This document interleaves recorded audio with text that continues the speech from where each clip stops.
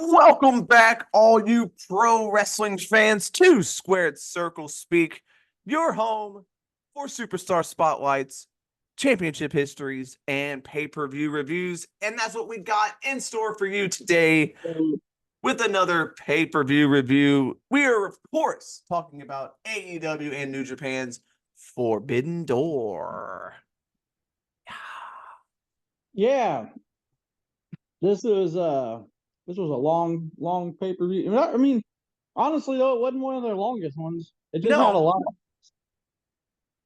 the one thing I will say, about AEW pay-per-views is they get they'll go from match to match very quickly, and they will have a quick little recap of why the match is happening, but it's very quick. It's not like a WWE pay-per-view where you have 20 minutes of free shit before a match starts. So I will give them the props on that.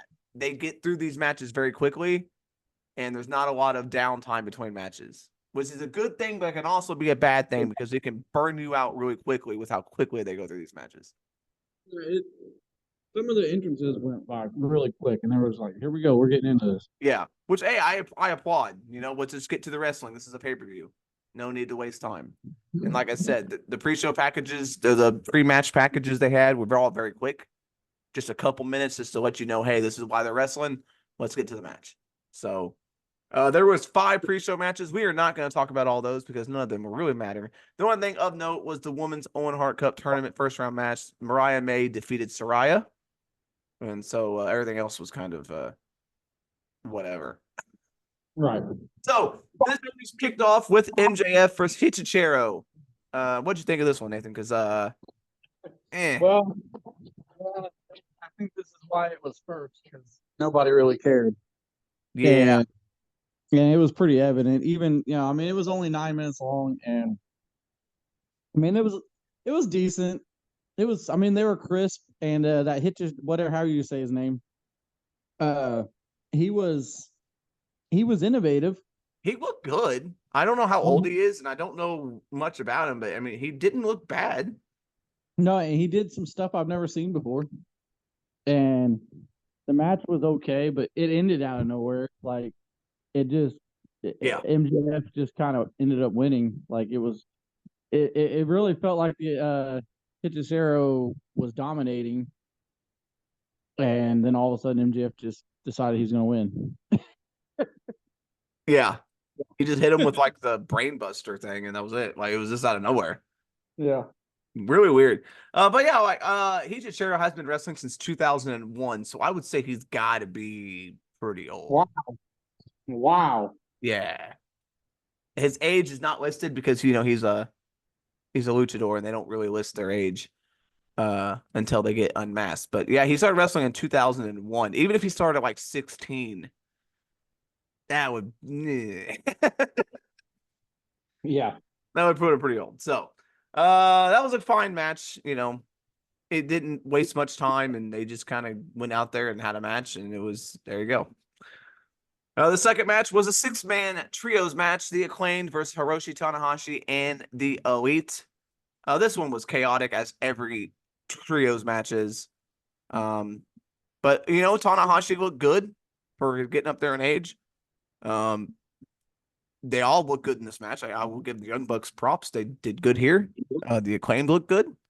Okada and Tanahashi having their little blows was a cool little callback moment to I'd say the glory days of New Japan. Yeah. And then it ended with a Rainmaker by Okada to Tanahashi to get the win. I didn't expect Tanahashi to get pinned. No, I guess he just came in to do the job. I guess, but uh, I guess they didn't want one of the Acclaimed losing because they are gonna get a title shot against the Bucks. So it was kind of like, but it was weird seeing Tanahashi get pinned.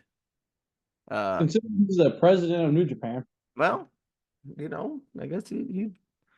And then after the match, they were gonna hit him with another one. But then old man Billy Gunn made the save. But I will admit, if Billy Gunn was running at me, I'd probably be scared shitless too. So I don't blame that.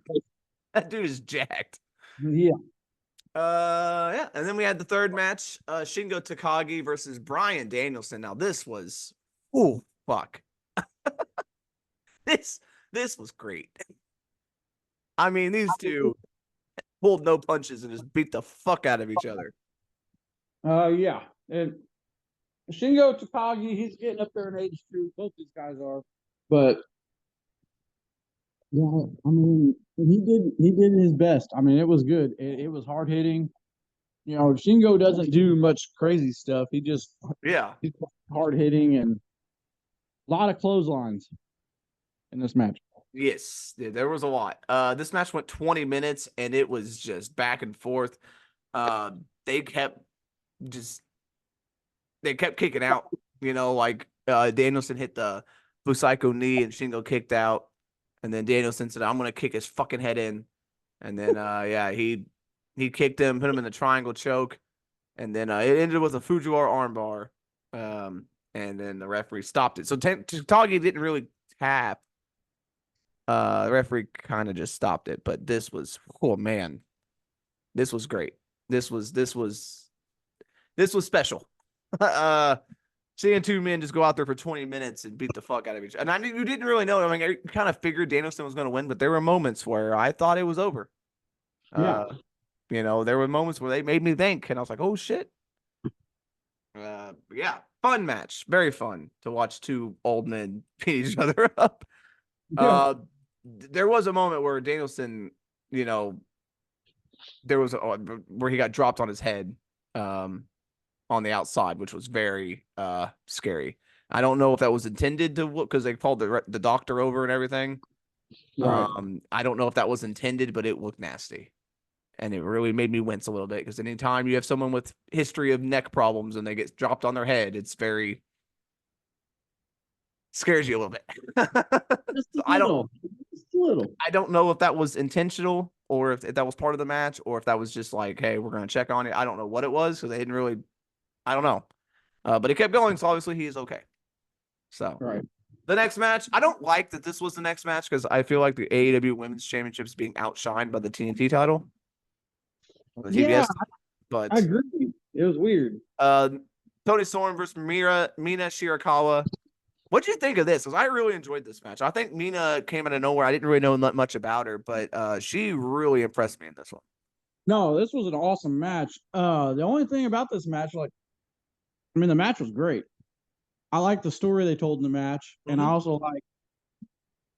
I mean, they were on point. They didn't mess up. No, you know, it was great.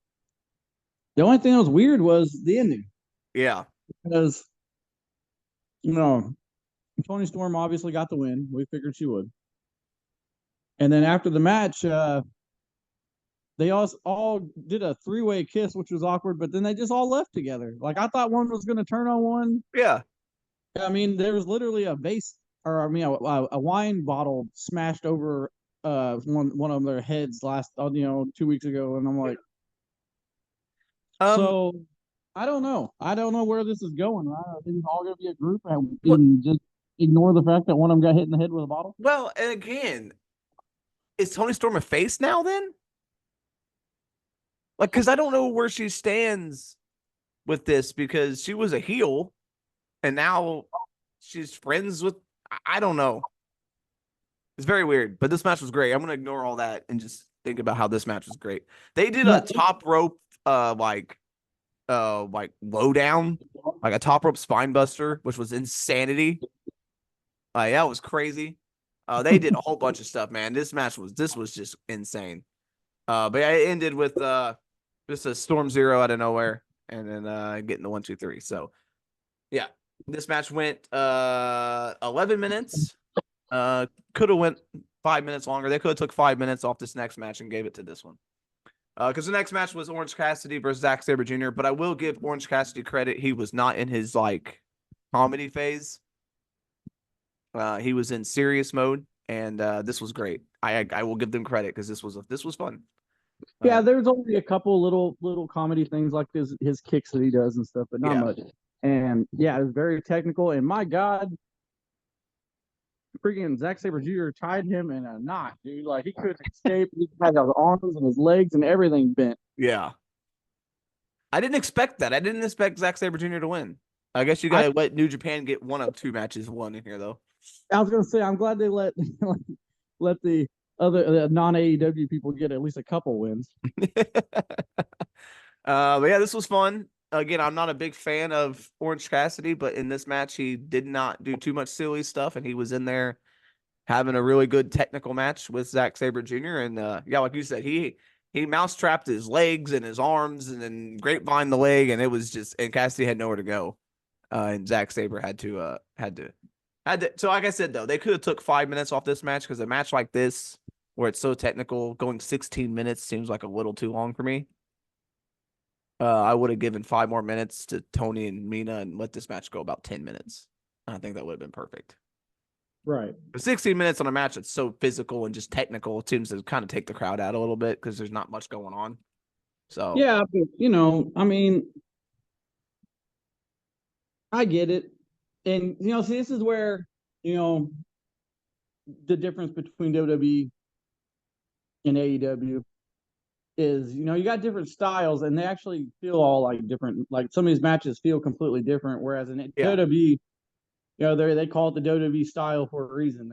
yeah, Unless there's weapons involved, it feels, the same kind of match.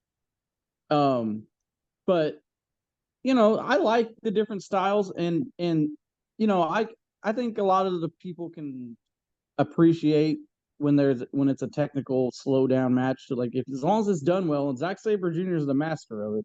yeah. As long as it's done well, I like it. I mean, look, I watching this pay per view, you really got to feel for that there were different styles in this pay per view. I mean, you got the really physical match between Danielson and Zatagi. Then you got this match, which was very technically sound, and then you had more of the brawling match with the IWGP World Title match later. So you did feel a lot of the different styles, which was really cool to see because, like you said, yeah, WWE shows. Not complaining. I like WWE and I like their style, but it is good to watch other things and get a different feel for wrestling out there. So this had a little bit of everything for everybody. There wasn't really a hardcore match. It was like the only style that was missing from this show. It was like other than I guess the ladder match, I guess would technically qualify for that. Right. This next match is one of the duds on this pay-per-view, in my opinion. We had Chris Jericho, Big Bill, and Jeff Cobb versus Hook, Shibata, and Joe. Yeah, Jeff there's Cobb. really only two matches on this card that I'd say were not good at all, and this was one of them. Jeff Cobb was good. Yeah, he looked good. He looked good. Everybody else was just kind of I mean, this whole new Jericho gimmick I'm not with, and I just don't care. It was cool seeing Hook hit him with a Judas effect, and he did it so much better than Jericho. And that's how Jericho lost. It was pretty fitting to have Jericho lose to the Judas effect. I thought that was a cool moment, but other than that, yeah, this match was, I didn't really care for this one. Not my thing. I don't like 6-man tags anyway, and then you throw Jericho in there, and it's just like, like not my thing. But Cobb looked good. He did a bunch of his. I mean, he had Cobb and Joe stare down, which was cool. That was like the highlights of this match. Right. Then we had utter madness because we had the AEW TNT Championship ladder match. And the Joe that 6-man tag went 13 minutes, which is like, like it's pretty long for a 6-man. But then we had Jack Perry, Takeshita, Mark Briscoe, Dante Martin, Leo Rush, and El Phantasmo for the AEW TNT Championship. Jesus Christ. Like these 6 men went out there and just put their bodies on the line and just destroyed each other, man. There was much happening. I can't even talk about like everything that happened because there's so much happening. That's one thing AEW is going to have to work on. Because a lot of these guys aren't used to being on national TV, and when they do a match like this, they don't set up spots very well to where the cameras can see everything. Yeah, and some stuff happens off the screen and Excalibur's trying to comment on it so they know that it happened, but he's got to do it really fast because the next thing's happening, and yeah, they really need to work on that. Yeah, there was a J driller off a ladder through another ladder, which was just Jesus Christ. That's a dangerous spot to do. But there was a table spot. There was just everyone was jumping off ladders and going through ladders, and I think Leo Rush was legitimately injured. It looked like Dante Martin got injured at one point. I haven't heard if he was legitimately injured, but there was a moment where he was holding his knee, and my Well, first thought I was think he like, was, I hope that was like a just selling I because think it was too because like that he got hurt in a ladder match last time, so I think he was just yeah. you know. But my first And thought was like, oh Jesus Christ, like yeah, yeah. not But again. Leo Rush, let's hope he's not hurt because it seems like every time he gets a TV match, he gets hurt. It was probably that power bomb through a ladder in the corner. It probably hurt him. Yeah, Jesus. yeah, that was pretty nuts. The only thing I didn't like about this match was the ending, Ryan. Yeah, it was a weak ending. Briscoe was on his way up, and Jack Perry kind of just hit him with everything. He hit him with a ladder and throws ladders on him, and hit him with a chair, and then he just climbed on up and grabbed the belt. And so Jack Perry is your champion. I think everyone saw it coming. I kind of wish they would have went with someone else just to have the swerve factor. Sometimes it's good to do the predictable thing, but sometimes you may want to switch it, especially when it's a person that a lot of people aren't behind. And no one really wanted to see him win this match, I don't think. I would have rather it go to Takeshita. Just that's my personal opinion. But you know, Jack Perry is the champion. Elite's gonna have all the gold potentially. So yeah. I mean, this was a car crash. Jesus Christ. But I worry wish Takeshita would have won. That's my Yeah, thoughts. I really wanted him to win too. But we'll see where they go. I mean, they got a plan in place, I guess, with this elite stuff. Oh, we're gonna still try to take them off of them at some time, but um, yeah, yeah. The next match is for the AEW TBS Championship and the New Japan Pro Wrestling Strong Championship, Women's Championship. Mercedes Moné versus Stephanie Vacour or Vacour. Uh, Yeah, so how do you feel about this one, Ryan? uh, The Stephanie Vacour, she at first when they first started going, there were she a was couple. kind of There was a couple of like in the beginning that was very shaky. yeah, But it once it hit its second gear and it took off, it was great. yeah, it was great. The ending was shaky too, though. Yeah. With Mercedes Monet, she kind of messed up her finisher, had to redo it, Yeah, that was weird. and Uh then she re-hit it, but she still didn't hit it all the way, and then put the bank statement on, which she hasn't done in AEW. that she needs to change her move. She can't hit it on half the people. They don't know how to take it. Yeah, They don't know what she's trying to do. It's too complicated. Because it it starts out really like a widow's peak and then she turns it into like a downward spiral and it's like people don't know what she's trying to do and it's like it's supposed to be a DDT, right? yeah, and So this she was definitely never not. it never looks like a DDT because she never hits it right. Yeah, But mm, this was great. I thoroughly enjoyed this match. I didn't know what to expect because I've never seen Stephanie Vaquer wrestle other than her AEW matches, and those weren't much. So I right. had no idea what to expect with this match. She came out and highly impressed me, and I hope I see more of her because this was great. And Monet is Monet, and she stepped up and had a great match when she needs to have it. And this was great. This match was fun, but the biggest moment after it was Britt Baker coming back afterwards, kind of taking down Monet's thunder there. The doctor is back. It's about damn time. We have been waiting for her to come back forever, and so it was awesome. The pop she got was great, and seeing Britt Baker back in an AEW ring. Apparently, she was injured, is what Tony Khan was saying, but you know, we never got confirmation on that. We never got to know what kind of injury it was or what was going on. But she looked good, and it looks like we're gonna have a Britt Baker Mercedes Monet feud, which is very interesting to say the least, and I'm really looking forward to that match because Britt Baker and Monet is going to be tremendous. But yeah, this match was great. I hope I see some more. Like I said, I hope I see more of Vicker doing stuff because this was great. It was shaky, but it turned out to be really good, and I hope I see more of her because man, she impressed me. 17 minutes for this match. I honestly could have used a couple more minutes. They could have went 20 and I would have been okay with it. Um, because this next match went too long for me, and then so again they could have took time off this next match and gave it to Monet and McCurr, and I would have been highly okay with that. Uh, but yeah, fun match. It was deep into this pay per view, but the crowd was still hot, so obviously they weren't burnt out like I would have been if I would have been at this show. So really fun match for the both the titles there. And so Monet is a double champion. I don't know where she goes from here. If she's going to be making appearances for New Japan Strong. I don't see her doing a whole lot of appearances, but we'll see. She could surprise me and be doing double appearances and being on New Japan Strong every week and AEW every week, and we'll see. I see her losing that New Japan Strong Championship relatively early, I would say. I don't see her having a really long reign with it. I could be wrong. But yeah, we'll see. And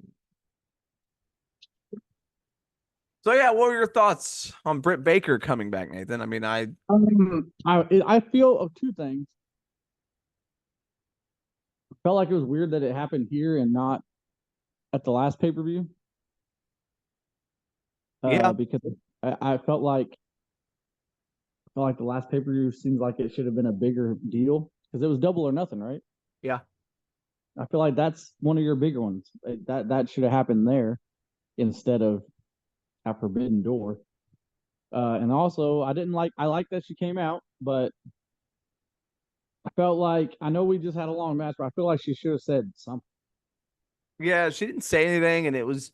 I mean, I was okay. I'm cool with this, and a Monet Baker match is going to be great. Uh, it does feel weird that the TBS title is now like the main championship in this company now. Like it feels like the women's world title is taking a back seat. Yeah. I mean, you got Britt Baker coming back and going for the TBS championship. You had Monet come in and immediately go for the TBS championship. Like, I don't know, man. So I don't know where they go with the world title now because I thought Breaker was going to come back and win the world title. So Well, we still got this story playing out with yeah, I because now still maybe Mariah May does win this tournament. yeah with who's left in this Owen Hart Cup. I mean, it's either going to be May or Statlander. Right. So I would much rather. Yeah, I think May wins the tournament and then and she's going to beat her. But yeah, this was just. I mean, this whole thing was cool. Again, I don't know how long Monet is going to hold on to this strong championship. Uh, I don't know how many appearances she's going to make. We'll see. I don't think. I don't see her reign being that long, just because I don't know how long they're going to have her be double booked all the time and doing two shows. And I don't know. I guess we'll see. But it seems weird that I don't know. I don't like these winner take all matches because then it just convolutes everything and makes everything weird. But we'll see. Britt Baker versus Monet could be great, and obviously that's probably going to happen at Wembley. So Correct. that'd be a huge match. So all right, the next match was the other match that we both kind of felt kind of lacked. John Moxley versus Tetsuya Naito for the IWGP Heavyweight Championship. Naito was slow, and Moxley was slow, and Moxley's style is Moxley's style, and he's not going to change. So you're not going to get a 5-star match out of him. And No, he's gonna use a lot of death match spots still, and he's gonna it's gonna be a lot of striking and a lot of back and forth punching and stuff. But Naito, yeah, he was having some trouble in this match, Ryan. He couldn't get around very well at the end of it. He couldn't hit his finish right, which now he hasn't in the past. I've watched a lot of Naito matches in the past, and he does have trouble. I don't know why he keeps this as his finish yeah, he needs a because new move. well, it's a little late for that, Ryan. He's about to retire. I mean, good Well, God. But yeah, his move is really hard to hit anyway because it's like a rapper. It's like almost like a what would you say? It's almost like that move that Samurai Del Sol used to use when he yeah, was in it's WWE. just on the side. but instead he of, he runs up he yeah, runs and gets a and he does it, but he goes into a reverse DDT on him. yeah, Okay. it's instead of And doing, yeah, it's weird. It's awkward anyway. Like you said, now that he's getting older, it's even getting more awkward. yeah, and it was awkward. It was not a good match. But hey, we got it right though, Ryan. Naito got the win. Yep. So I guess he's gonna be in that G1 with the belt. I So mean, we kind of saw it coming, like we mentioned last week, or on the AEW thing with uh John Moxley not being in the G1. I think kind of made us think Naito's winning because the champion's always in the G1. So right. there was a point where Naito grabbed, I guess, was it a piece of foam off the barricade or something? Looked like a fucking pool noodle. And he was hitting Moxley with it. And I was just like, what the fuck is happening right now? Like, what? It was just like, what in the world? That couldn't have done any damage at all. Like, Yeah. but it was good to see Naito win, I guess. I don't know. Like I said, I didn't care about this match at all, and it went 17 minutes, which felt like 7 minutes too long. Yeah. Like again, you could have gave Monet and Vakur 7 minutes, let them go longer, and then had this match only go 10. Because yeah, this match this about took me out, man. Because I was like, oh, this match really brought down my mood. Right. But then they brought it back because this main event, Jesus Christ, this main event was something fantastic. Geez, man, they went out and they said, you know what, we're gonna give them the best match we can give them, and this was pretty damn good. Swerve and Ospreay for the world title. Didn't know how it was gonna go, but it was fantastic, and the ending was just like pretty good storytelling and a pretty good cinematic moment. Um, with Will Ospreay not giving up, and then Swerve has to just keep hitting him with stuff and keep hitting him with stuff and keep hitting him with stuff. Um, but they also had a moment with Don Callis. So they had a lot of storytelling in this match, and it was fantastic from the beginning to the end. And It did not end the way we thought. no, We thought it would. I mean, he did try to go for that move, I guess, and it got reversed. But that's not how I thought it was going to go. I thought he was going to like go for it and realize I don't want to, still don't want to do it, and it was going to cost him. yeah, Um, I guess the story they're kind of telling here is Will Ospreay's had all this success, and he kind of overlooked uh uh Strickland, yeah. and it cost him because he overlooked him, and Well, he was already talking about wrestling, MJF and talking about yeah, wrestling yeah, uh and all these other overlooked people. him, overlooked him, and also he was like, you know, he was gonna go for that move, but I guess he didn't think that Strickland would have a counter for it because he didn't think he'd even go for it. I guess Yeah. is the story they were going for. There was a moment where Swerve pulled Ospreay on the guardrail and pile drove him on the barricade. I don't think I've ever seen that in wrestling. Yeah, There's also something I've never seen where Swerve went for a poison Rana, which is a reverse Hurricane Rana. Swerve, and then Ospreay landed on his feet and hit the hidden blade, which was just, these two had reversals for reversals, and like they countered everything, and it was just great. And it went back and forth. Callis came out and offered Ospreay a screwdriver, and he was going to stab Nana with it, and then he didn't do it. And he rolled into the ring, right into a house call, into a swerve stomp. He kicked out, and then he snapped his shoulder like if Ospreay hit another house call for a 2 count. And then Ospreay was staggering to his feet and he collapsed. He hit a house call, and then hit the JML driver, and then he won. So that ending was great because it was like you could see Swerve. He didn't want to keep doing it, but he knew Ospreay wasn't going to quit. So it was a good moment, good drama, and yeah, I was into this whole match. I mean, it was just, you couldn't ask for much more out of a main event, especially on an AEW card where you had so much crazy shit happen and you yeah, had so many good matches. But this match was a perfect way to end the show. 27 minutes didn't feel like 27 minutes. It kind of flew by with just the amount of the good match this was. So You know what? I know sometimes people think I'm an AEW hater, but this pay-per-view was great. Overall, it was fun. And with 2 downer matches, out of 10 is not bad. And I will take that any day. So this pay-per-view was fantastic. I have no bad things to say other than those 2 matches that were whatever they were. But overall, this was great. I thoroughly enjoyed Forbidden Door, which I didn't think I'd say. Like I really didn't. Yeah. I just wish they would be able to capitalize, like take this to their TV Yeah, and make sense on their TV more, and just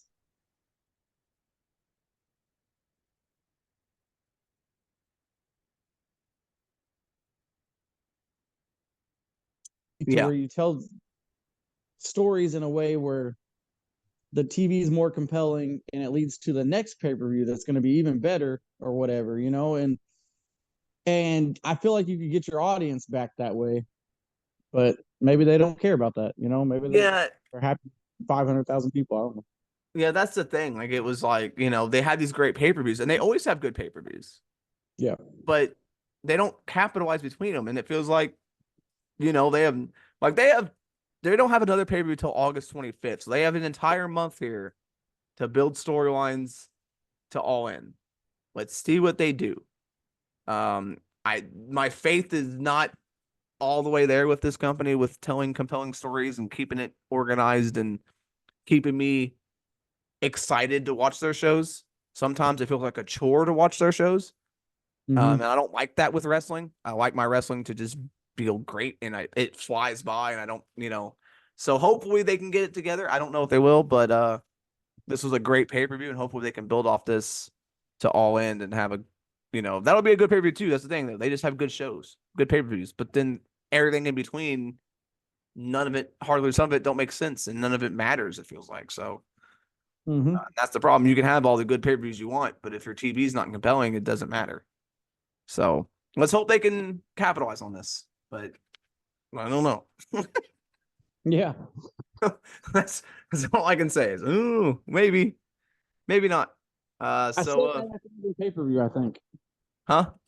I feel like I say that after every one of their pay-per-views. Yeah, no, it's every time they have a great show and we're like, can they capitalize? They never do. Yeah. So maybe this is the time. And I hate to say that because but it's hard to watch their stuff knowing that some of this doesn't matter. It's gonna be forgot about next week. Yeah. But on that, I don't want to end this on a down note. So but yeah, this was a fun show. If you didn't watch it, and it was shorter. I mean, it wasn't short, but it was shorter than a lot of their pay-per-views. So The main card. If you just watch the main card. Yeah, I'm not sitting through 15 matches, like 10s and up. But it was less than 4 hours, right? I think so. Yeah, I think the running time was less than 4 hours. So that's, hey, it's a step in the right direction in my eyes. Hell yeah. Usually they go 4.5. Yeah, exactly. All right, man. I think that's gonna do it for this one. If you guys like this review of Forbidden Door, make sure you like the channel, like our channel, like our videos, subscribe, and so you can hear more reviews like this one because we do them. Seems like we do it every other week now because there's so many freaking pay-per-views. We got another one coming next week. I'm telling you, and it's a great time to be a wrestling fan if you have the time to be a wrestling fan. That's all I'm gonna say. Yeah. And also hit that notification bell so the next time that we do another one of these reviews, you're ready to be there to listen. And we'll see you on the next one. All right. And tomorrow we will be having another wrestler spotlight. And then we'll be having our Money in the Bank and Heatwave predictions on Friday to prepare for the big 2 pay-per-view extravaganza that's going on this weekend. So join us for that. And as Nathan says, like, comment, and share. And we will see y'all in the next one.